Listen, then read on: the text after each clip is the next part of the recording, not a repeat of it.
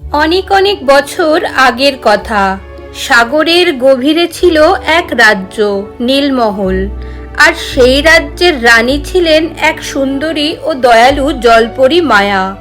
মায়ার লম্বা সবুজ চুল, মুক্তোর মতো হাসি আর রূপোলি মাছের মতো লেজ সবাইকে মুগ্ধ করত।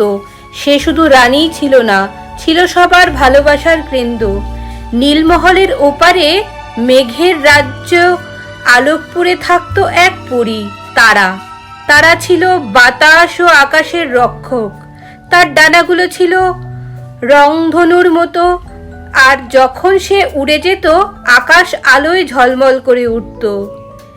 একদিন হঠাৎ করে এক প্রবল ঝড় শুরু হয়। আকাশে বজ্রপাত, সমুদ্রের জলোচ্ছ্বাস। সেই ঝড়ে একটি শিশু ডুবতে এসেছিল। মায়া সেটা দেখতে পেয়ে সঙ্গে সঙ্গে তাকে উদ্ধার করে। কিন্তু সেই ঝড়ে একটা উড়ন্ত আলো মায়ার চোখে পড়ে। সে বুঝতে পারল এটা জলের উপরের কোনো শক্তি। ঝড় থেমে গেল।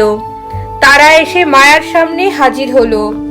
তারা প্রথমে একটু অস্বস্তি বোধ করছিল, কারণ আকাশ ও জলের প্রাণীরা একে অপরের থেকে দূরে থাকে।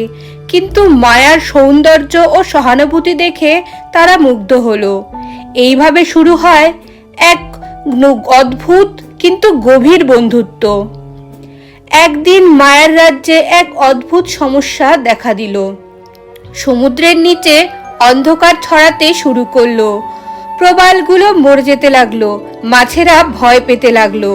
মায়া ও তারা মিলে জানতে পারলো এটা একটা প্রাচীন অভিশাপ, যেটা কালনাগিনী নামের এক দুষ্টু আত্মা বহু বছর আগে দিয়েছিল।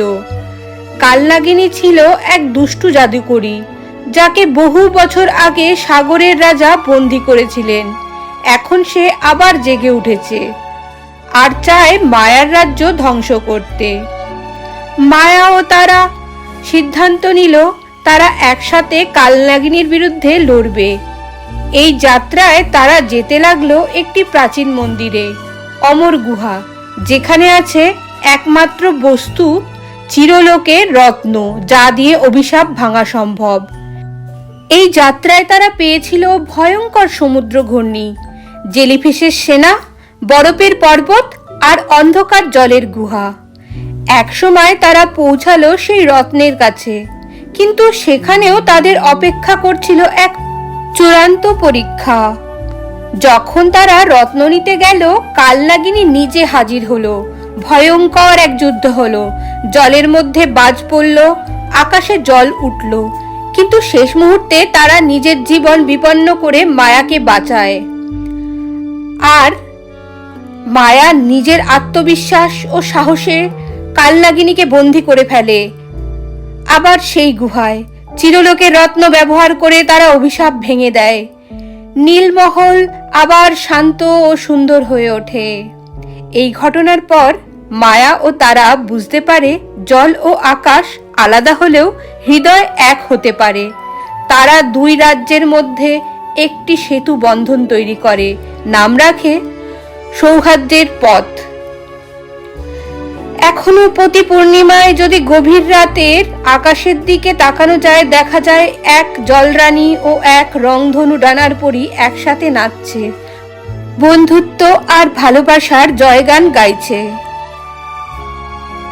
এই গল্প থেকে আমরা জানতে পারলাম বন্ধুত্বের শক্তি সব বাধা অতিক্রম করতে পারে। প্রকৃতি, জাতি, জগৎ যতই আলাদা হোক, ভালোবাসা সবকিছু এক করে দিতে পারে।